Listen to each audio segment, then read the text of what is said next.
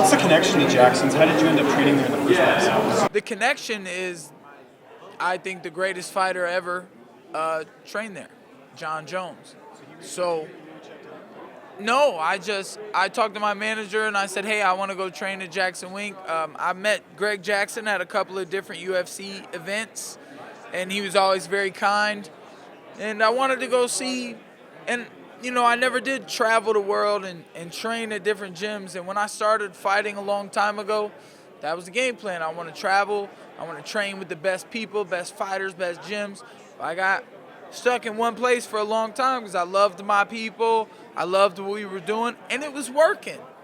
And it wasn't that it wasn't going to work anymore. It was that my mind was bored. I just got bored. And so I started getting punched in the face because it made me feel like I was having more fun or something. So it made me feel alive.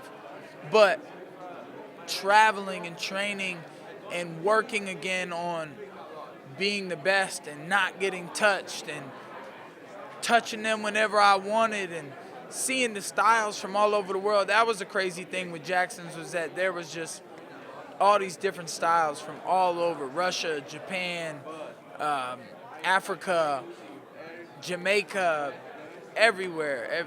Everywhere you could think of, there were fighters from. So, You feel like you're going to be stronger than him in the cage on Saturday? absolutely. I got this weird thing about me, man. I got this inner strength that comes from somewhere else, but we're about the same size, I'd have to say, me and Paul. I don't cut much weight.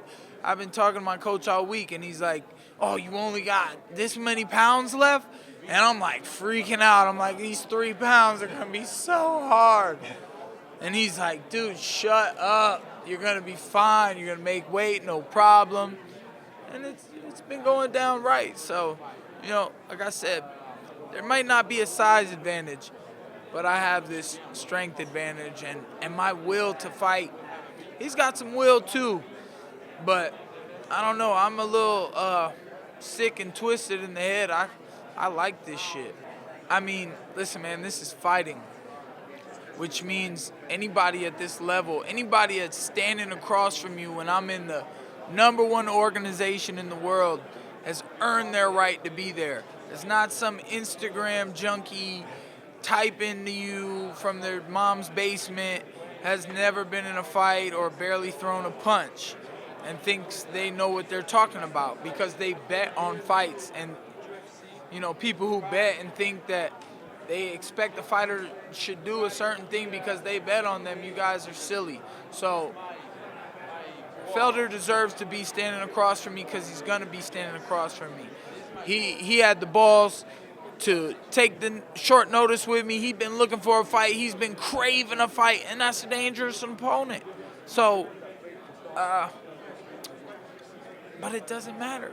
I am who I am, and I'm dangerous too. I love doing this shit. So let's headbutt. Let's clash in the middle of the ring, and there will be a shockwave of electricity, man, when we hit each other. Let's go.